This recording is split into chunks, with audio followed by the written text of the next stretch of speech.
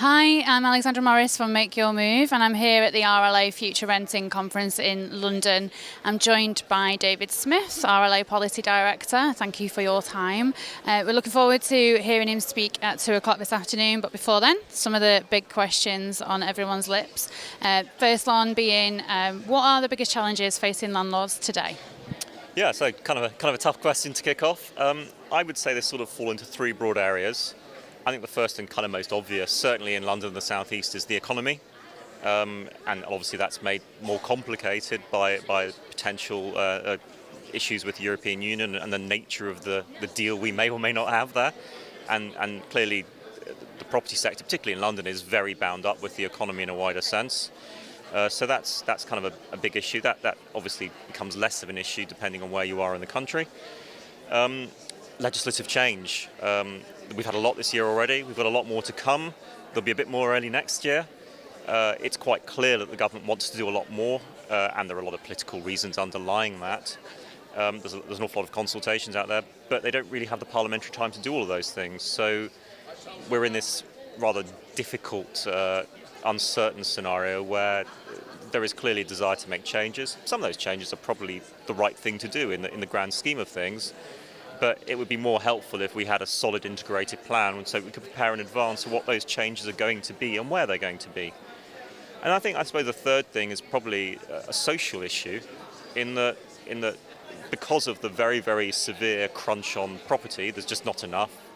Many governments have not built enough, and they're kind of trying to blame the private rented sector for their abject failure to build enough houses. And that can only get worse. There is a sort of social battle that's now been set up between landlords and tenants, who in fact in some senses should really be on the same side, but have been encouraged almost to be at loggerheads. And I think that's a serious challenge for landlords to deal with. And I think good landlords do deal with it well, actually, but unfortunately they are tarred by a very small minority who are not very good and who attract far too much attention. Yeah, agreed. And on the legislative changes, so there's a whole raft of new proposals, things that are going through at the minute, things that will definitely be implemented. How easy is it for the landlord today to stay on top of that? And are there any tools, such as associations, that you recommend, obviously? Well, I'm obviously bound to recommend the Residential Landlords Association, surely. I think actually it is a problem. It remains the case that a lot of landlords seem to think, and are encouraged still to think, that setting up as a landlord is just like buying a car. You buy a house, people come in it, they pay you money, end of. It's a business like any other business. I would not open a butcher's if I didn't know about food preparation and my obligations, or at least I hope I wouldn't open a butcher's without knowing the requirements. Many people seem to think, and mortgage lenders and brokers encourage them to think, that they just buy a house and make money. It doesn't work that way. You need a business plan, you need to understand your legislative obligations, you need to look at what the future is. I still have landlords approaching me today who have not heard of tenancy deposit protection. Just over 10 years since it was introduced, so serious need for some people to wake up. And of course, as things get more and more pressured, and changes continue to happen with Section 21 becoming more complicated, with new licensing regimes, the penalties for screwing up are greater and greater. And a relatively small investment, like a landlord association, a very reasonable price, or taking into account good websites and surfing the internet and looking at good sources of information, is like property tribes, like MakeUrMove, and using good agents as well, is hardly a massive investment, bearing in mind the potential cost. Yeah, and so. Or you can pay my legal fees as a lawyer, obviously, as the other option, which I don't recommend, actually, to be honest with you. No, yeah. So obviously you've got quite a keen interest in the law around HMOs. Most people can see, I'm sure you get asked these questions all the time. My wife says disturbing interest, actually, but okay, keen interest, we'll go with that. So I think it's fair to say that that's probably the most steady sub-market amongst the private residential sector, in that it's there every year, it churns every year. Are you seeing an increase in in new landlords into that type of stock? And maybe what would your advice be for those? Yeah, I think more and more landlords are moving into HMOs. I think sadly, in some cases, because they've been grossly misinformed by gurus Not in the wonderful Indian meditative sense, but in the make you rich in a dubious way sense, who seem to think that they can make a lot of money. And you can make more money out of HMOs, without question. But as with almost everything in life, if you want more, you have to put in more. So you can make more money out of HMOs, but it requires a lot more energy and effort, and the risks are higher.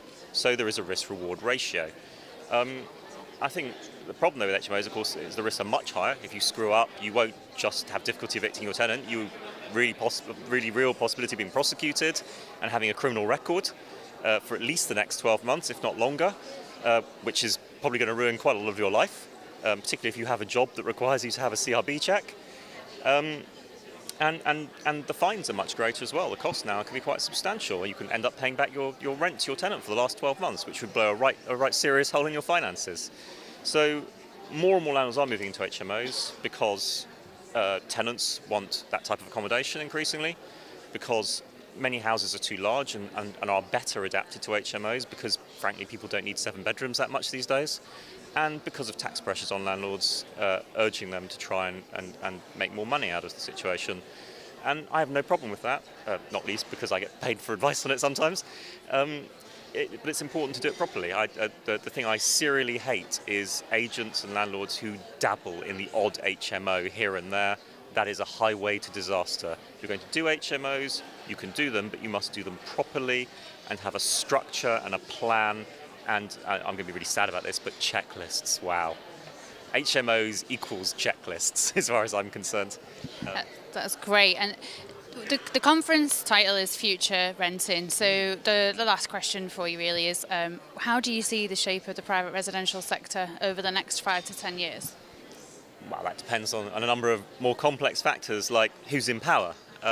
Clearly, the two major political parties have slightly different views on the PRS, but the reality is that both of them accept the need for the PRS. The truth is, whatever the government says about trying to get more people to own their own homes, there's always going to be a group of people who can't. And indeed, there are a group of people who don't want to because of their life stage. So the PRS remains important. James Brokenshire very kindly spoke, and John Healey from both parties, both spoke very kindly at the RLA's 20th anniversary reception the other night, and both were absolutely clear and committed to the long-term future of the PRS. There is a role for the PRS. It will slowly grow as the population grows.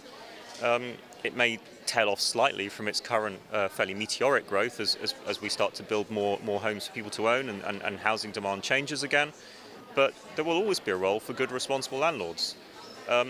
It is certainly the case that the government wants to increase legislation, but I don't think good, responsible landlords should be too afraid of that fact. The reality is that it does require work, but ultimately that means, provided we get proper enforcement, that means that bad landlords are removed from the sector and we can move forward as a responsible part of the economy. Perfect. Thank you for your time. I'm looking forward to your talk at 2 o'clock. So that's us saying goodbye.